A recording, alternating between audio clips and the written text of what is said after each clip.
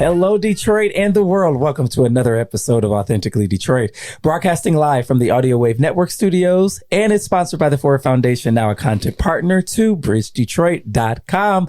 I'm Orlando Bailey. And I'm Donna Givens-Davidson. Welcome back. Thank you for listening in and supporting our efforts to build a platform of authentic voices for real people on the east side of Detroit. We want you to like, rate, and subscribe to our podcast on all platforms. We drop a new episode every week, so be sure to turn on those notifications. Last week, a story collaboration between NBC News and Outlier Media daylighted a pervasive issue that a lot of Detroiters know all too well. The scam of fake landlords collecting thousands of dollars from vulnerable residents who think they're paying the true owner of a property and or a property management company. Today, we are going to spend the entire episode talking about that story and the issue of scheming fake landlords taking advantage of many Detroiters. Joining us today are the reporters who broke the story. Erin Mondry is a reporter and editor with Outlier Media and The Dig with Detour Detroit. Erin, I can't believe it's the first time we're saying this. Welcome to Authentically Detroit. Thanks. Good to be here. Happy to have you. Also joining us is Erin Einhorn. Erin is the Detroit-based reporter and editor for NBC News and is a frequent collaborator with Outlier Media and Bridge Detroit. Y'all remember that Burwood Wall story? Erin, welcome to Authentically Detroit. Thanks for having me. We're so excited to have both Erins here. Exactly, yes. I feel like I know both of you because I've read your bylines so often. We love the really I was telling them both. We love the bylines here. So this is so happy. We're so happy that they said yes. How's the day finding everybody? Donna, how is today finding you? Super busy. Yeah. Super busy. I started out this morning. We're finding my presentation. I had a keynote address at a national conference online. Come on, Professor. And, it's really scary when you talk to people and you can't see anybody. It's like, I hope I'm hitting the right notes. And then people are like, oh, that was great. And it's like, are you being polite or was it really good? So, yeah, and then, we did a panel discussion, but it was a great opportunity to connect with people from all over the nation working on sustainability issues and just see all of the good work that's being done on the community level. After reading stories like I read last week, this is kind of lifts me back up to remember that there are so many good people out in the world. What kind of feedback did your presentation draw from the audience? What were they saying? What kind of questions did they ask? And what was it about? Tell us about it. Wow. It was the importance of creating a people of color network of leaders in the United States around sustainability and environmental issues. And so, I think my perspective is when we talk about climate justice or when we talk about climate adaptation, we always talk about greenhouse gases and we always talk about reducing emissions. What we don't talk about is the environmental racism that is creating real harms. It's one thing to say, let's reduce greenhouse gases, and it's another thing to say, stop poisoning these communities. It's another thing to say, stop mining for uranium on Indian reservations. It's another thing to say, stop, invest in stormwater infrastructure in low-income communities, invest in infrastructure because we've got flooding in New Orleans. And, first you had Hurricane Katrina, and that was because the levees did not have the investment they needed. And then you had this, month-long electrical outage because you didn't invest in the power grid. And, the common thread is a lack of investment. And so as we talk about climate, as we talk about all of these things, we really have to look at the fact that, there's this injustice. And the other thing I really want people to think about is that racism and sustainability cannot coexist. Yeah. That racism is a direct threat to sustainability. There's no such thing, right? As long as you can poison where some people live, as long as you can exploit resources that some people have, you're going to have a lack of sustainability. Sustainability means justice. It means inclusive social, well-being. And those are the kinds of things that we keep on having to push on. That we used to say that all the time. I know. Social inclusive well-being. That's one of my favorite terms. When I read it, I was like, I'm going to use this every day now. Because this idea that we're all going to do well together or we're not. And so that was the lesson I was trying to impart. I think, people, and it got through? It did. People said, wow, thank you, professor, and not like that. Yes. You need to teach a class on this. I was like, I kind of do. At Columbia University. That it never gets old when I get to say that. It never gets old, and you're going to come to my class in a couple of weeks. Am I? Yes, Great. You are. Okay. You agreed to it. Yeah. Okay. Send me the date. How about you, Orlando? How's your day been? Oh man, I don't know my tale from the front today. It's been a really, really busy day, productive.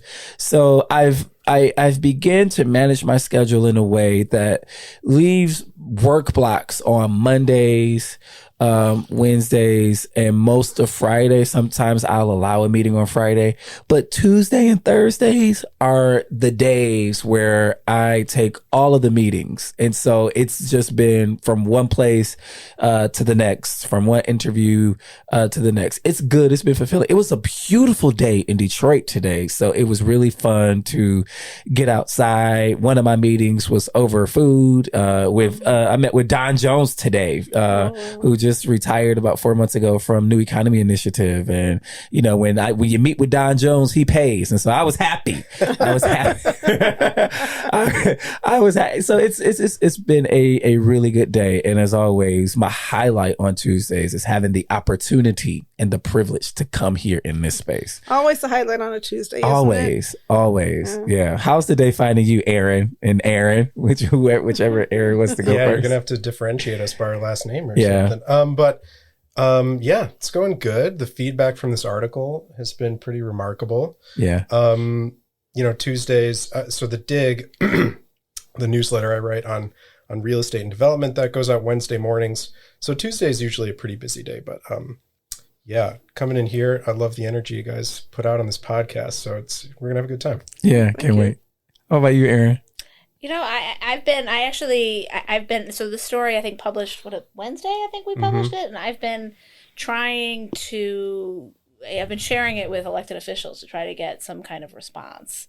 And a lot of those emails sort of went out the next day, which was November 11th, which was Veterans Day, and the offices were closed, and I wasn't getting responses. Today was a day when I finally started getting some responses. And nice. So I spent the day doing a bunch of interviews with elected officials about this issue, and just kind of talking to folks about, because this is this problem. We'll get to it, but it's this problem that's kind of persisted for a long time in the city, and so when you do stories like this, you want to see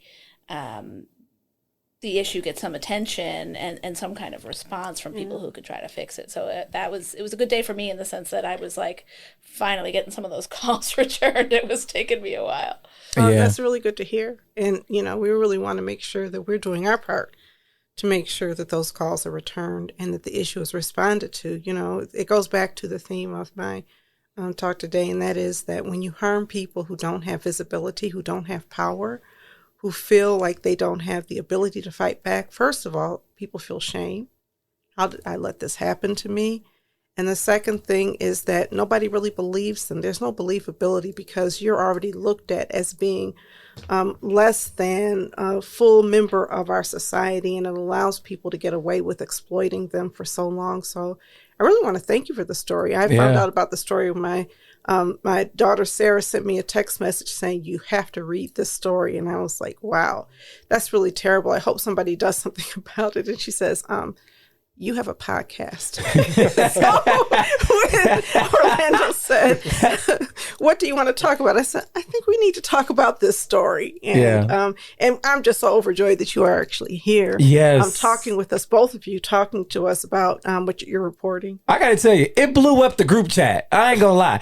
And it was so crazy because I know I'm the person that's in news. And so I'm the one that's constantly sending out articles, and I think like the group chat should read. Somebody else sent this in the group chat, so I was proud that folks are consuming news, and I'm like, oh my God, this is super cool. I'm super close to this story. I know some of the folks who wrote it, and it it blew it up. It was a full on, just discussion and discuss. But before we move on, can you guys just provide a brief overview of the fake landlord story that published last week, so people can sort of catch up as to where we are if they haven't read the story? It's been everywhere. So, but Erin. Erin, do you want to take this? Sure. I mean, so it's.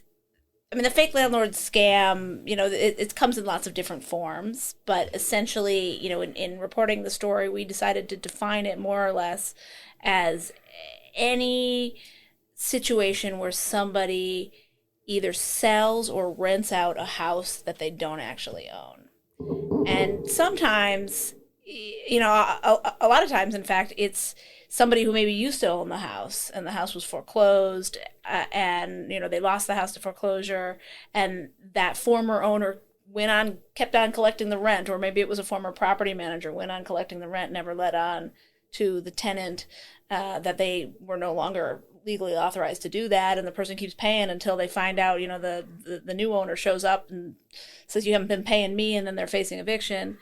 And then in the other circumstance is just full-on con artists who, you got a vacant home, they can walk in, they break down the door, if there is a door, take off the piece of plywood where the door is, they change the locks, whatever, and then, list the house for sale or rent and show it to people and say, this is the house, and then they can collect rent, they can collect payments. We heard lots of different variations of it. But essentially, it all comes down to people taking advantage of all the very real housing challenges facing Detroiters, and we should get into all of those challenges. Thank you for highlighting that, because I think what we are seeing is symptomatic of larger systemic issues of, as we always say on this show, predatory inclusion, the implosion of the housing market in 2008, which was symptomatic of the tax foreclosure crisis that we're seeing here in the city that has wiped away so much wealth and ownership from this community, leaving the pavements ripe for this kind of scam, right? Yeah. That is the. Oh, I'm sorry. That really is the single biggest factor that's allowed this scam to spread so widely. When you have tens of thousands of vacant homes, it makes perpetrating it so much easier. The land bank has an enormous inventory that they can't manage effectively. You have out-of-state investors that aren't checking in on their homes regularly. So there's a kind of lawlessness to this, which is due to the tax foreclosure crisis that struck the city. Right. We also had public housing in Detroit at one time. And public housing provided housing to a number of people who do not automatically qualify for naturally occurring affordable housing. Mm-hmm. There's such a shortage of subsidized affordable housing in the city, and so I think that there's no real oversight. And then you had this rental ordinance, which sounded good, but then what happens if somebody says, I'll lease to own? Now I'm not entering into a formal rental contract, and this doesn't seem to cover me. Now, there was one area in the story where you talked about land contracts and lease to own interchangeably, I think. But in talking to Ted Phillips, those are two separate kinds of instruments, both of which are abused.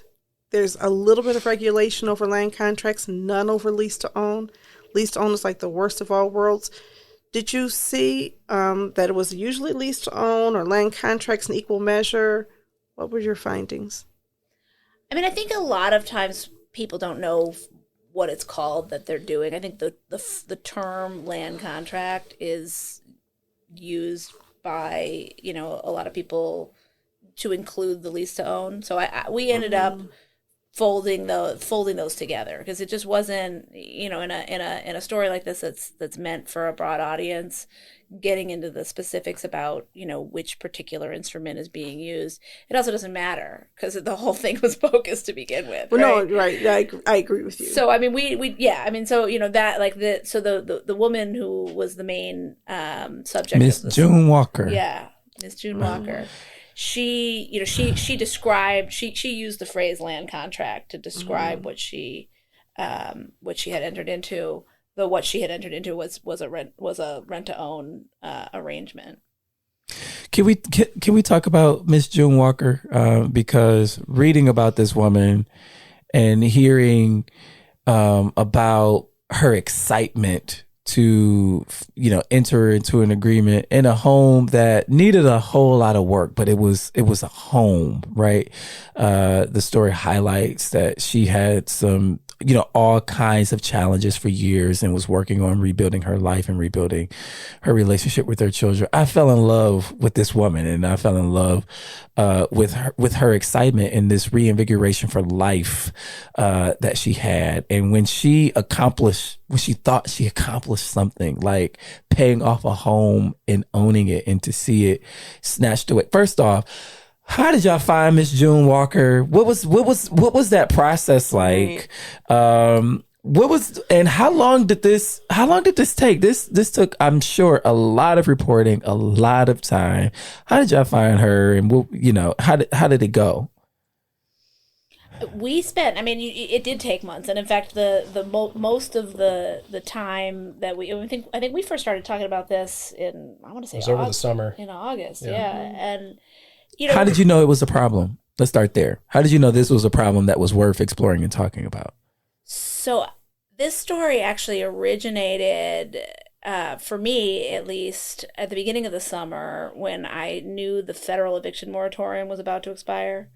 And so I'm a national reporter for NBC News online, so NBCnews.com. So I'm a writer for NBC News' website, an enterprise reporter, which means I can write about, it's not, I'm not covering breaking news. So I'm looking for substantive policy stories on really any subject. And I'm based in Detroit, so I'm part of my job is that I'm, just find things that are happening in Detroit, in Michigan, in the Midwest, or nationally. So I write about, sometimes pre-pandemic, I would travel places and report from other places as well. But I knew that, the moratorium was going to expire, and I said, I bet this is going to really affect a lot of folks in Detroit. And so I just started calling housing attorneys to ask, what's going on? What are you seeing among your clients? I spent, a couple of days actually just watching Housing Court, 36th District, because it's the beauty of the virtual courtroom is you can just kind of pop by and watch and hear. And, and I started, a couple people would, mention, the situation that their clients are in. And it was mostly the attorneys saying, this situation or that situation. And a couple folks mentioned this scam, but what struck me is that they mentioned it in this really casual way. Well, of course, like the fake landlord scam. And they were just kind of talking about it like, of course, everybody knows that. And I was like, wait, what scam? Like, what are you talking about? And they're like, yeah, people rent, the people find out later that their landlord wasn't really their landlord. And I was like, wait, what? And then I called more people, and they're like, oh, yeah, of course. Yeah, we see that all the time. And I was like, well, why is there not... why have there not been, huge screaming headlines about this? And, you'll find like individual stories. Here's this, here's was one person who was scammed, or here's this. But it was so clear that it was so pervasive. And actually, this is sort of an interesting little twist on it, is that I think we know it's pervasive because since the pandemic began, tenants facing eviction in housing court in Detroit have had access to counsel. So lawyers have been assigned to tenants due to COVID relief funds. Mm-hmm. And so more tenants are getting that representation. And so the people who, a reporter is going to call and say, hey, what are you seeing? A lot of those people who before this, these last couple of years wouldn't, their case would have just proceeded without any representation. No one would have really, wouldn't have had an opportunity to be a big issue. So that sort of access to counsel also created this like access to NBC News, to that platform. So I have a question about this, because in the story, it was kind of shocking to me that almost none of these cases are prosecuted. It was a crazy number, like 8. It's 14. So it's 14 out of 25 were referred for prosecution, and 14 were convictions or something like that. Yeah. So the Wayne County Prosecutor's Office has a mortgage and deed fraud unit, and it fields well over 1,000 complaints every year. And in 2019, it investigated 122 of those, I think. Excuse me if my numbers are slightly off. And 14 of those cases resulted in conviction. Which is insane.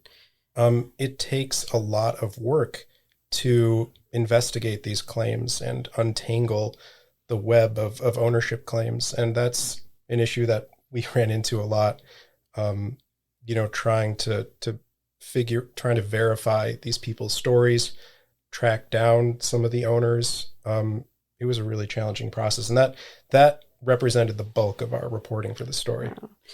Is that fraud? What is the crime? There's several kinds of crime that the unit prosecutes. I don't recall the exact names of them. They're very technical and lawyerly, but they're like, forging a deed, making false representation of owning a property, stuff like that. If I can make a false representation and say I own something, I can impersonate somebody. It's a whole lot different if I impersonate somebody and then I commit a crime as a result of that impersonation, isn't it? Like I'm collecting money from you. Right. That, like if I just think if I, decided to create this identity and I started collecting money from a bank or collecting money from a corporation, that might be considered fraud, or there might be considered a real serious crime, a financial crime worthy of a serious prosecution. I wonder if this rises to that occasion, or if there's the same level of criminal concern with this as there is if you commit a crime against an entity that has more value in our society. Ooh. I mean, that's the question, right? It's a good question. So, the crime is fraud and it's theft and, and all. I mean, so there's, I don't think there'd be, if they could catch these guys, I don't think they would have trouble finding something in the criminal code that they could throw at them. But just to kind of circle back to the question you were asking before about kind of, how do you find these folks? And, we really struggled with that. So, once we knew that this was a story we wanted to pursue, we were asking everybody. Every lawyer we could find, landlord lawyers, tenant lawyers, community activists. I was calling community groups, and everybody I would call said, "Oh yeah, we hear about that all the time." And I'd say, "Well, can you give me somebody? Can you put me in touch with a victim?" And like the land bank gave us a number of victims, but we kept, and then we would find somebody, we'd interview them. I was like, okay, this person's got a really good story. We can tell this person's story. And then we had a couple of folks drop out because they were afraid for their personal safety because, I see my scammer in the neighborhood. He lives around the corner in one case. And some of them have made, very scary threats against them as well. Very scary threats. So people felt unsafe sharing their story publicly. Or we would, they would talk to us. People are also busy. They have difficult, a lot of things going on, and they'd talk to us once, and then we'd follow up, and they'd say, oh, we had to verify the stories, which means we needed personal documents and stuff like that not everybody's comfortable sharing. So it really did take us quite a long time to find June Walker, who both had this very important story to tell, and she was willing to tell it. She wasn't ashamed of what happened to her, nor should she be. But she was willing to put herself out there like that, and not a lot of people are after something like this. Exactly. Yeah, I think that part of it may be, like you said, people are afraid to prosecute, especially if they're people in the neighborhood, people that because I imagine there's all different types of people who are committing these crimes. It's not just the guy down the street or around the block from you. Are there people from outside the community who are also doing this, or is this sort of a localized crime committed by people who know people? From what we could tell, it's mostly perpetrated by locals, I would say. There may be some willful ignorance on the part of out-of-town investors who own property and sort of like Ms. Walker's case. I don't know if I can. I certainly can't say that for sure. Didn't he disconnect his phone though? No, like the real property owner, like the property management company of Ms. Walker's. Oh, that's right. The property management company. There was a guy who pretended to be the owner and a guy who pretended to be the manager. It was two guys. Then there's the actual property management company. Man, at the very least, it is negligence on the part of the owner. Yeah. Because you have a person living in your property who's making repairs to the property, and you're not checking in on it or stopping her in any way. Let's talk about negligence, because one of the largest property owner in the city of Detroit is the Detroit Land Bank Authority. And a lot of these scams and issues are taking place in properties around the city that the land bank owns, right? That the land bank doesn't have the capacity to secure and or do the fidelity work in making sure that there is some sort of relationship, whatever that relationship should look like. How is the land bank responding to this pervasive issue now that it's receiving, a lot of attention? I know that you guys got a couple of quotes while in the reporting process from the land bank. What were they saying then and what are they saying now?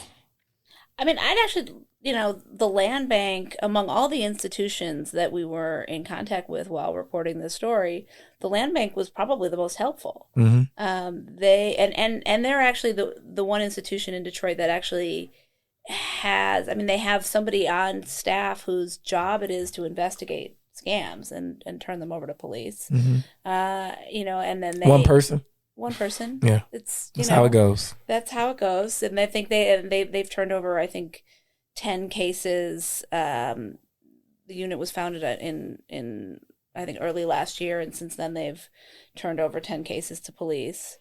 The other thing about the land bank is they have this buyback program.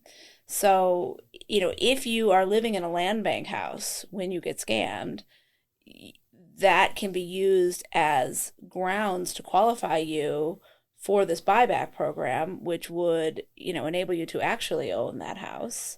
Which, in the case of June Walker, whose house is currently owned by a Florida company, she doesn't have that option. The land bank. I think we're all I'm guessing most of the people who listen to this podcast are very familiar with all the various challenges facing the land bank and sure.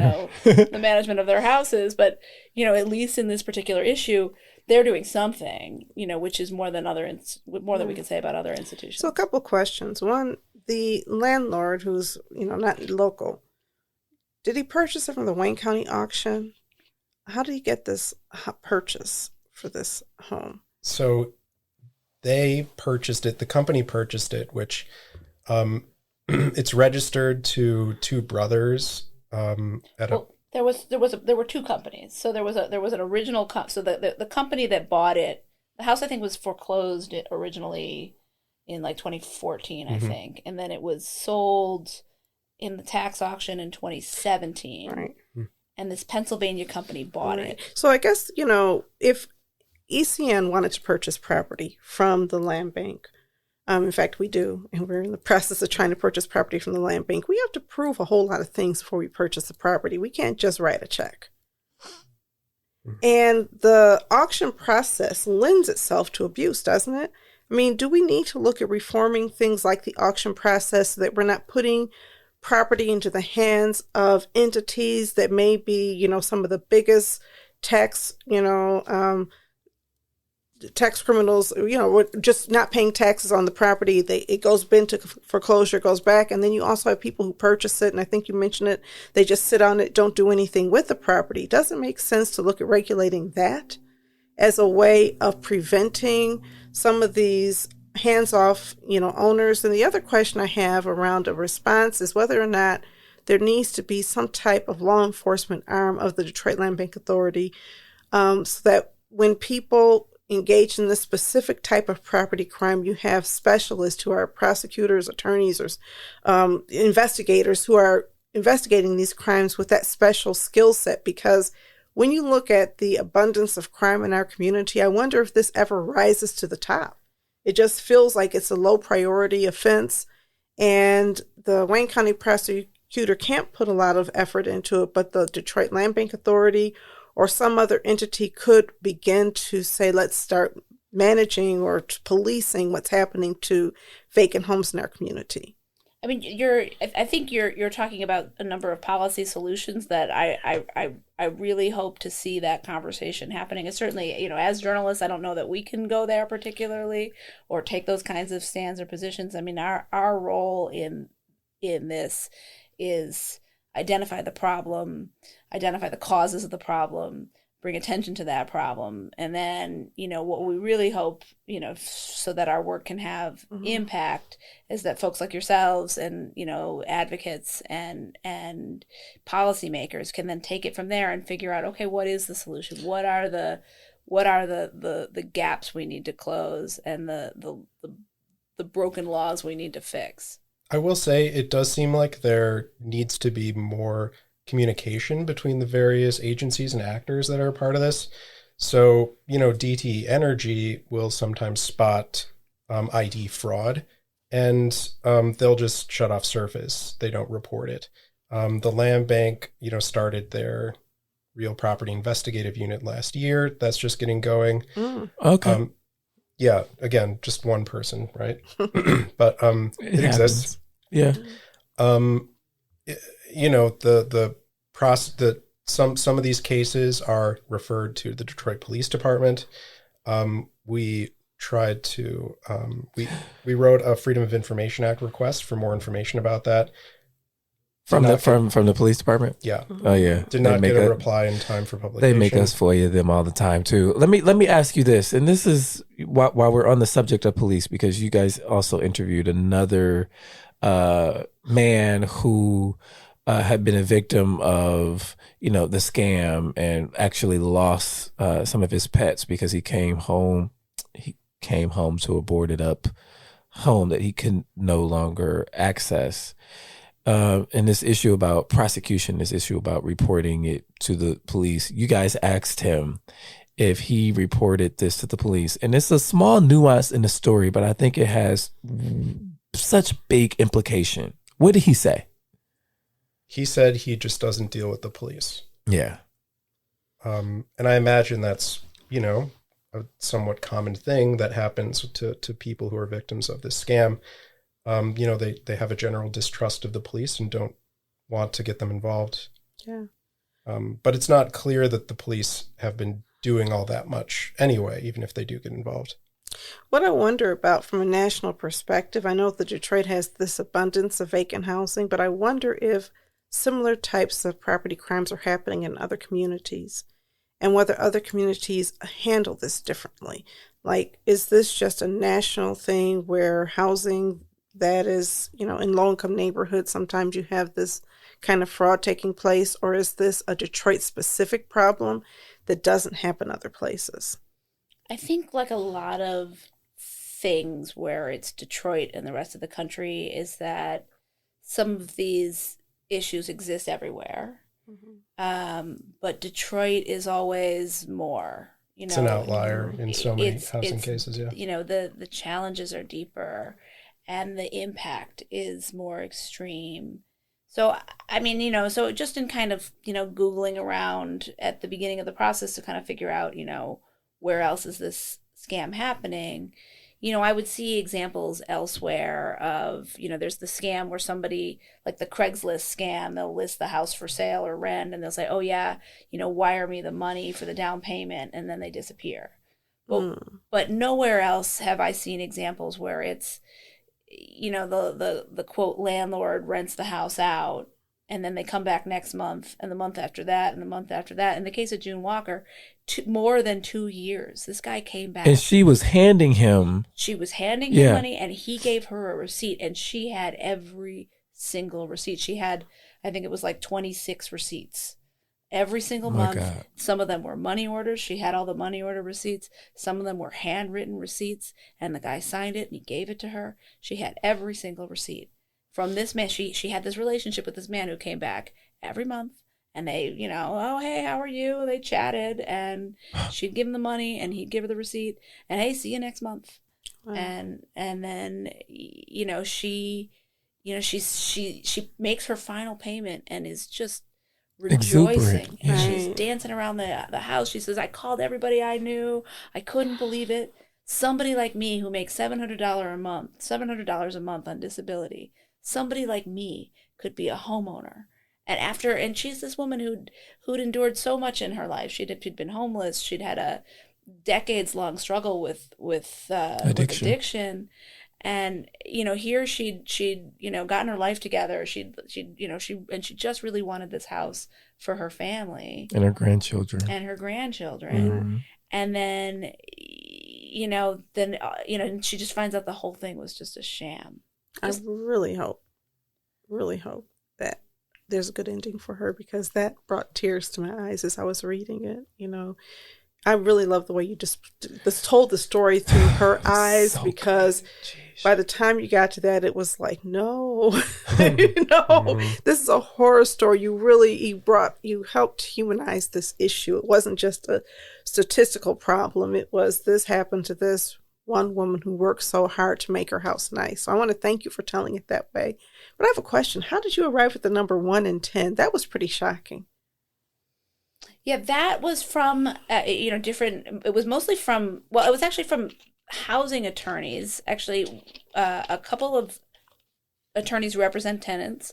One of them said, I think he said it was 5, it was an estimate. Of the 200 cases I've had this year, I'd say 5 to 10% had some kind of issue like this. And then I heard it from the landlord side too. It was an attorney who represents landlords who says, he's evicting clients, he's evicting people, and he gets to court and, he says, I think he said 7 to 10%. And then, I interviewed an individual who I actually didn't quote in the story, who works, he does renovation. He renovates actually land bank houses. And so he says every month he gets a list of 10 occupied houses from the land bank, and he knocks on all 10 doors. And every month he says at least one, there's somebody in there who's been paying rent to somebody who isn't the land bank, which is the owner of the house. Another lawyer said, oh yeah, well, I see it, I'd say every other week. I mean, in the land bank, they've got the buyback program. They said 1 in 5 people who apply for the buyback, more or less. It's an estimate. Well, that's even more than 1 in 10 if you look at 1 in 5 who apply. Yeah. Now, you interviewed the corporation counsel, Lawrence Garcia. Yeah, and he seemed really concerned about this project, this issue. I mean, I don't think he, we reached out to the city. We kind of explained the issue. They had Lawrence Garcia call us, and he said, he was familiar with it more, he was kind of familiar with it. I don't think he knew that much about it. I'm not sure. I mean, and I think the nature of this is that I don't think it is that well known. And so that's why we did the story. So hopefully now that the issue's got a little bit more attention, the response, maybe we get a little bit more specific response from the city. Perhaps if there are people in the administration or on city council who demand more of a response, you'll get a better response from the corporation council. Maybe, but Erin's been calling up officials at the local and state level, trying to get a response from them for an article this week. I don't know if you're allowed to update. Is there an update? What are they saying, Erin? I think a lot of it is, I'm having these conversations. Some of them are kind of like spitballing a little bit, like, oh, well, we could do this or we could do that. And so, I'm gonna have my team look into that. Some of it's, we need information. I think everyone kind of comes. You need enforcement, and people need to. It's been a quiet storm. Well, and people need to report it. To put this on the police when we interviewed 8 victims, only one of whom told police. So you can talk about police response, but they can only. But listen, I've been burglarized twice, called the police both times, got no response. So to some extent, you can put it on people, but it's just like rape, right? You say it's the victim's fault because they don't, and you're not saying that, but I'm saying people need to report rape. But when you report it and you end up finding yourself in a situation where people look at you differently, or how come you didn't do this, or how come you didn't do that, or did you do this, or did you do that? I think that we have to also deal with the fact that it's not always easy, and people don't always get police responsiveness. Some people expect if I call the police, they're going to care and they're going to show up and they're going to do their due diligence and investigate it. And some people believe, the police don't care about me. And so I think that if we had a way, intermediary entities to help, and that's why you have these rape counseling organizations to help people, help victims and help them deal with it and figure out, because it really is a violation of trust and of your home, and you think you're doing something, and especially if you think you're purchasing a house. I cannot even imagine the amount of shame some people feel, because you told everybody in your family, this is my house, I'm purchasing it. You've got that in your head, and you find out you've been giving money to somebody. My grandmother got scammed and she was 80 years old. She just felt so stupid. It's like, oh, and she didn't pay money to somebody for a year. She just gave somebody $2,000 one time. So I think we do want people to definitely have a better relationship with law enforcement. But I think the challenge of that relationship with law enforcement is deeper than one thing. And I think that there's this isolation. And one great thing about the story is you can point it to people and people can say, it's not just me. Because anybody who's reading this story is like, wow, I'm not the only one. I wonder if before you reached out to her, if people said, oh yeah, that happens all of the time, Miss Walker, maybe she knew. But I imagine some people just think, I messed up. And take on that responsibility. And take it on and internalize it and never talk about it. You're not even going to tell your cousin, nobody, because everybody's going to look at you like, how stupid can you be?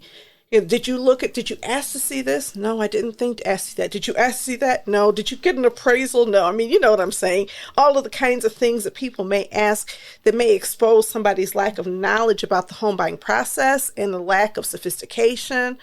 So I think that if there was an attempt, and I'm not certain that can happen, and I know you guys are reporters, and I'm on the community side always trying to come up with ideas for how to solve things. But if there was an attempt, or if there was a way that organizations like mine, and I think you talked about it in the story, even having community organizations get involved in spreading the word, then we could invite people to tell us. Yeah, we do need better home buyer education in the city. I don't know the exact best way to relay that information, but because credit scores are so low here, it's impossible for people to get mortgages. 75% of home sales in 2019 were cash. So there are obviously a lot fewer guardrails when you do something like that. There's no title search. It's not guaranteed by the sale isn't guaranteed by the government or backed by a bank. So inspections, all of it. Yeah, right, precisely. And I was talking earlier about, the COVID relief funds are being used to pay attorneys to represent tenants in housing court, but those are folks who are already being evicted. So, are there resources if somebody wanted to talk to a lawyer before they sign that lease or before they make that purchase, where, are there legal resources in the community that could do housing counseling? So one of the advocates that I quoted in the story was talking about, could you use some of those funds to create, a hub in the neighborhood where there's somebody, it doesn't, it could be a volunteer who knows how to do it, just look up the deed information on the county site. On the county site. Yeah. You guys, as a resource to people. You guys left us on a cliffhanger with that story. Yes. It came out Wednesday. Miss Walker was doing court that Friday. Is there an update on this saga? Negotiations are ongoing. So at Friday's court date, the judge pretty swiftly adjourned it until January to try and give the two sides a chance to potentially come to an agreement on a sale. Some donations have come in for June since the article was published and attention was brought to the story. I got an update today from June's lawyer, who said that the owner, this Florida LLC, wants June to stay, but as a renter. No, we want June to own the house. So, June's Ms. lawyers Walker. are hoping that there is enough time to convince this owner to sell it instead. The next court date is January 22nd, I believe. $700 fixed income a month. Yeah. She paid $15,000 in this company. Oh my goodness! Well, right? hopefully, between Still gotta now be made and then, whole, right? hopefully between now and then we can do something. Something should be done. I think about the fact that we have the foreclosure prevention, and this is another idea. And we already have people going door to door talking about how to get your taxes in order, and we already have efforts for people to come in here. I wonder if we could do a homeowner education program or a housing education program that's tied to that. I think they call it the HOPE program right now, where you can get your back taxes abated if you're low income. I wonder if we could add to that kind of program, since we've already built, since really, Bedrock has really supported the creation of this network of neighborhood hubs doing this work, so that you don't have to create something all new.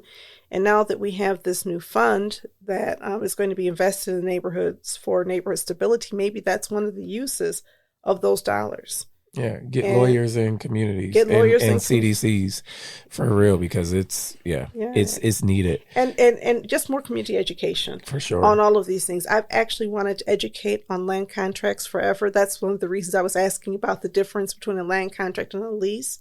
I think from a legislative point of view, really changing things. Right now, if you have a land contract, you don't have to file it with the county, but you could set it up so that you do have to file it, and therefore people would know if they had a land contract. There's things that we can do, and I think this story has helped open our eyes and remind us there's something that we must do, all of us really, not just downtown. But I hope that the city council gets involved in trying to allocate some funds that we now have for the ARPA funds. And some of our philanthropists in the city get involved in trying to allocate some funds to address this problem, because we should never just say, oh, you mean the fake sales or whatever it is. That should not be something that we just say offhand, because nobody expects it to change. Yeah. Erin Einhorn, I want to ask you this question. You've been collaborating with local Detroit newsrooms like an Outlier Media and Bridge Detroit to break these, really, really amazing and extensive, substantive stories. The Burwood Wall story, this fake landlord story. Tell us how these partnerships came to be and why they're so important. I think it's, the beauty of working for a large national news organization is, we have the reach and we have the platform, and like when we did the Burwood Wall story, we had like the video element, there was all, the graphics and all of that. But we don't have the, I live in Detroit, but I'm just one person, and so we don't have the sort of local grounding, and in the case of this story, the fake landlord story, when I knew I was going to be working on a housing story, I knew Outlier, has been all over that beat, and they know the story very well. And then, they have the text messaging platform, which actually enabled us to find a couple of the victims that we were able to interview, because this was it was difficult finding the tenants. And so Outlier uses a text messaging platform to contact Detroiters that was able to bring some of these cases to light that we otherwise wouldn't have been able to know about.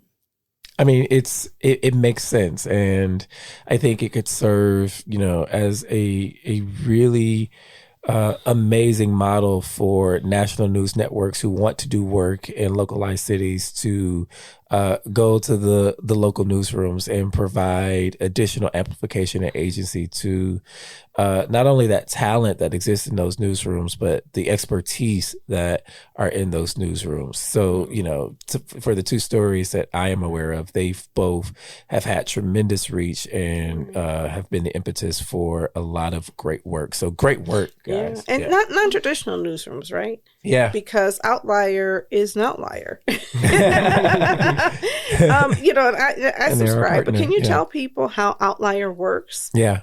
Sure. Can you talk about the text messaging? Yeah, so Outlier Media is a service journalism organization. So we try and find gaps in information needs and accountability.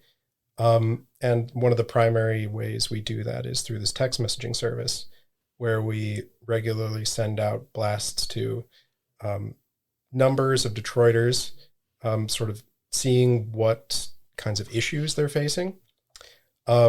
Usually it's around housing and utilities. And, in this service, you can kind of have a little conversation with people. At first it's automated. And then if there's follow-up required, you can just, talk to them at a very individual and personal level. And you try and provide them the information that they need, get them the right number or the right person to contact. And if their issue is not resolvable through those channels, then there is an accountability gap that needs to be addressed, and we have to write a story about it. Wow. Yeah, it's a great model, and we're fans of Outlier. We're fans of Candace Fortman and Sarah Everest here. So, great work, the two of you. This has been one amazing conversation, and I hope it's a conversation that we could continue. If you, our listeners, have topics that you want discussed on the podcast, you can hit us up on Facebook, Twitter, and Instagram on Authentically Detroit, or you can email us at authenticallydetroit@gmail.com. It is time for shout outs. Donna, you are beaming today in the shout out portion of the show. I want you to tell us why. Shout out to my husband, Kevin Davidson. I wish y'all could see Donna right now. Spirit of oh my God, JG. That was a great drop. He got a Spirit of Detroit award today for 38 years. For 38 years of service at the Charles H. Wright Museum. 38 He years. has worked there virtually his entire life. I haven't done anything for 38 years consecutively, so I'm like, whoa. But no, he was hired by Dr. Wright. He started on loan to Dr. Wright to do an exhibit, and then Dr. Wright hired him to do a voting rights exhibit in 1983. And from then on, he helped train him through, these national museum exhibitors. He was a student at the College of Creative Studies, and he was trained by the best. And the Charles Wright Museum has one of the only Black exhibit designers on staff in the nation. And that is my husband. So wow. I am super proud of him. He is a nice person. He's not very talkative, great. doesn't demand a lot of attention, lets me Kevin. have a lot of limelight, but today is for him because in his quiet way, he does great things for everybody in his world, starting with me. So I'm just really happy to see him get that recognition. Congratulations, Kevin. Congratulations. Before we go, I want to offer Erin an opportunity to shout out anybody that you guys want to shout out. You guys have shout outs you want? I know it's always like. I'll shout out my mom. Okay. She's great. She's so supportive. She shared the article with every single member of my family, and she donated to Outlier Media this week. So that's so great. Thanks, Gail. I mean, I should shout out my kids because, they're like little Detroiters. And, one of that sounds like a show. Yeah. Little Detroiters. I love that. I would watch that. And they're going to build the Detroit of the future. So, hopefully it'll be a better one than we have now. Shout out to the little Detroiters. Listen, Detroit, as always, we thank you so much for listening, and we want you to catch the wave. We'll see you next time.